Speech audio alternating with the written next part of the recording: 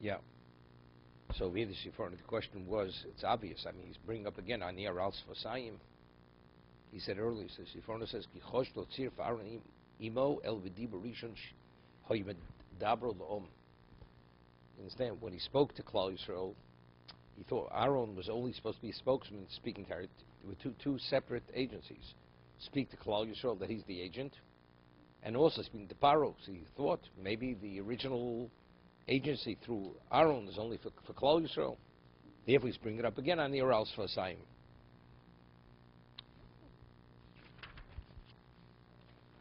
Okay.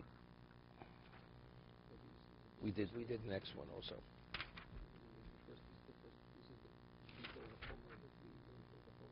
No, it was earlier. We had earlier in Bracious with the goblet. They were accused. They took the goblet. They said, we brought back the money. Now you think we're going to steal the goblet, right?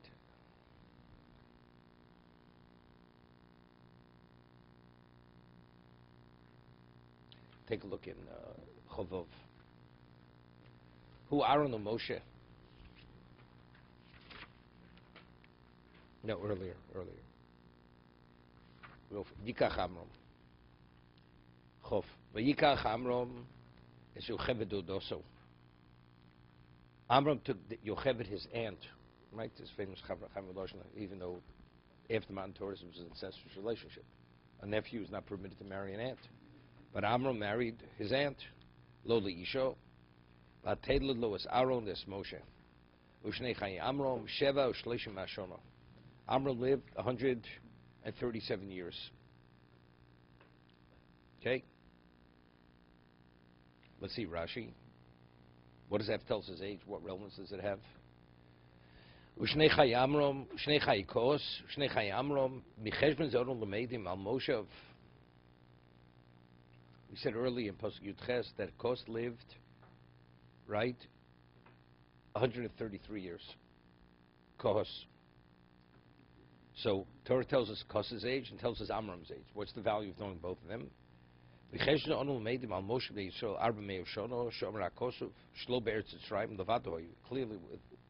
during the Bris Bein Absurim, says you'll be in a land which is not yours for 400 years. Is it going on the land or is that's going on the bondage? He says it's clear that the 400 years is not totally within Egypt. Because it said, Ger Yeh Zaracho, your children will be Ger. Shrei Kos mi Yordi Mitzrayim hoyo. Kos was from the Yordi Mitzrayim.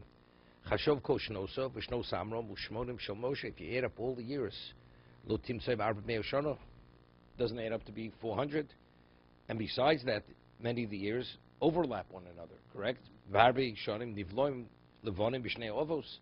The children live during the life, so part of the 80 years is during the life of his father, and part of Amram's life is in the life of his father, of course. So clearly, from here it's proven that the 400 years, we didn't spend 400 years in Egypt. Okay?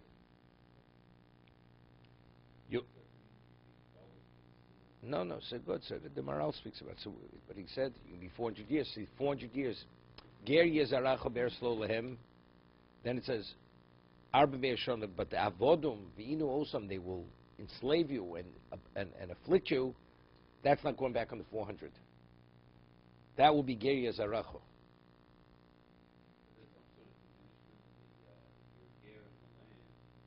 Not a diminishment. No.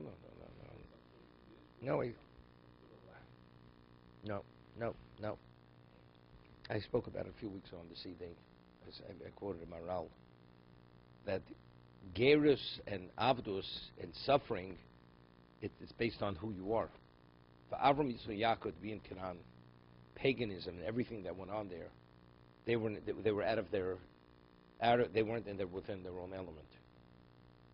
When you start getting comfortable with the element, and there's supposed to be shibud and inui, affliction, so then Hashem has to turn the screws then. And that's the moral. He married Yocheved Odoso. Rashi, Achas Avui. It was the sister of his father. Yocheved was the sister of Kos. Bas Levi Achos Kos.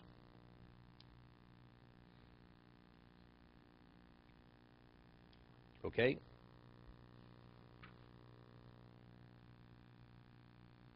So good. So this is what the Chaim Volozhin Nefesh Chaim speaks about.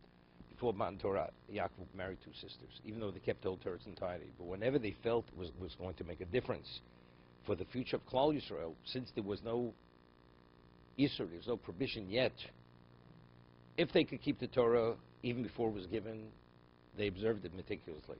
But whenever they felt it was necessary not to, for the future of Klal Yisrael, then they didn't keep it. That's exactly what's going on over here. Since it was before Matan Torah, so Kos, right, Amram married Dodoso, because a non-Jew is permitted to marry his aunt. There's only something specific to Jews that is considered forbidden. Okay?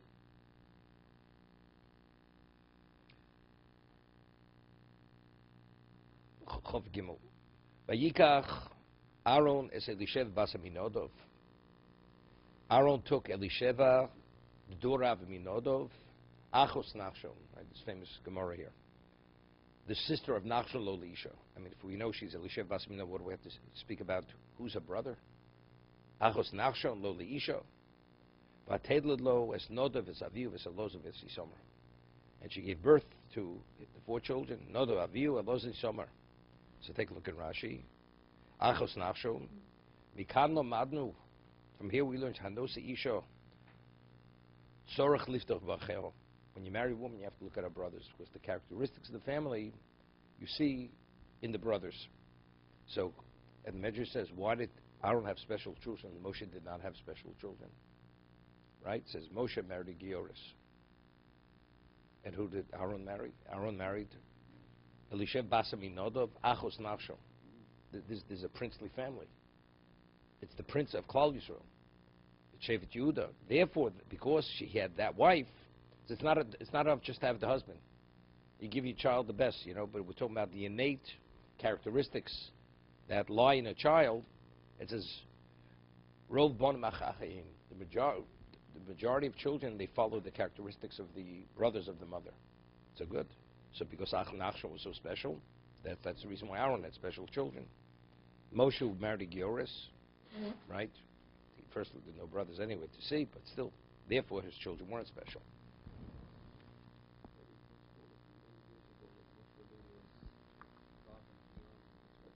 Maral. But it's interesting. If Moshe wouldn't have sinned by the sneh, by the burning bush, he would have been the Kohen. If he would have been the Kohen, his children would have been the Kohanim. Right?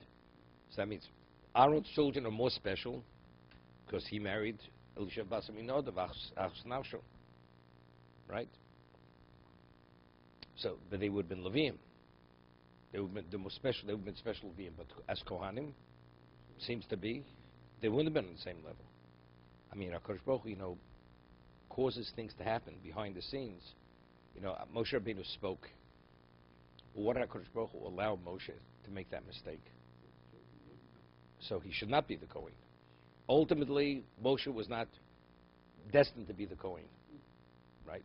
But HaKadosh Baruch Hu, if he's the most special Jew, how do you take it away from him? So he has to fail. So as a result of Moshe's one-of-a-kind level of anivos, humility, he crossed the line. That it became a disrespect to HaKadosh Baruch Hu. And because of that, he lost the kuna. To be continued. Let's see the halacha.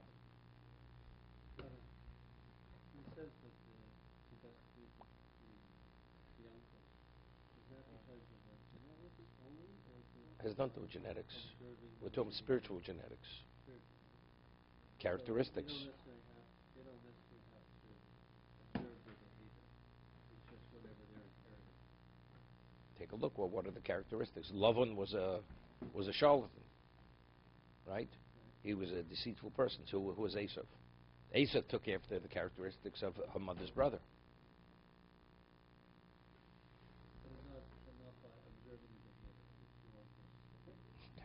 What do you mean? Otherwise, how do you know what the characteristics of the brothers are? Yes, if you don't find out about it. How does anybody know what the characteristics are? It's based on behavior.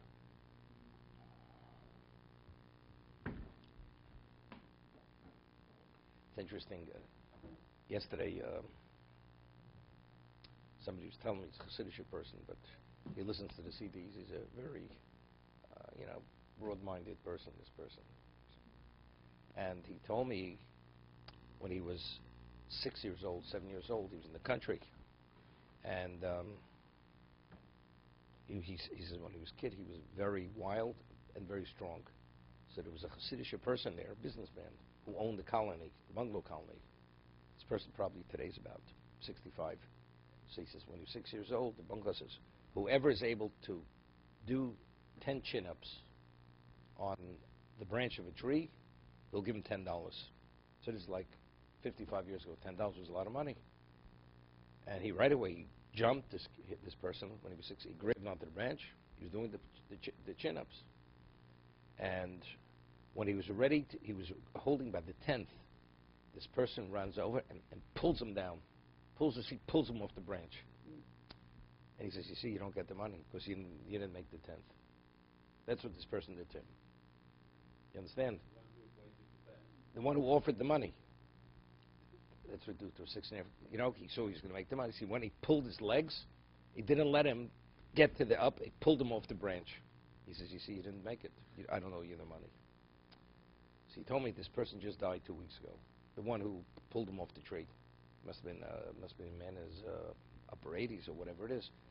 So he says, you know, he reminded him all his life. The younger person reminded him, whenever he would see him, he says, you owe me $10. But that's not the point I said. The point I brought out was talking about characteristics. This man, there's no question in my mind, any business deal he does, although he may offer something, he'll always find a reason it doesn't match exactly what he obligated himself to. You know, I said if, but it's not exactly, you didn't do the if. You didn't meet the condition. That's what I'm saying. This reveals exactly who the man is. If you could do this to a 16-year-old kid, you don't want to, you said you can give it, and say, well, you see, you didn't make the 10th, the chin-up. Therefore, I don't owe you the money. So any contract you enter in with this man, he says, you know something, you're exactly right. That's exactly, he was known in business, that's the way he did business, this man. So I'm saying you're talking about characteristics. This is what we call a midah. He's a bad characteristic, this guy. He has a bad streak in him. So if you have, he has a sister, you understand? Your kids may behave like he behaves.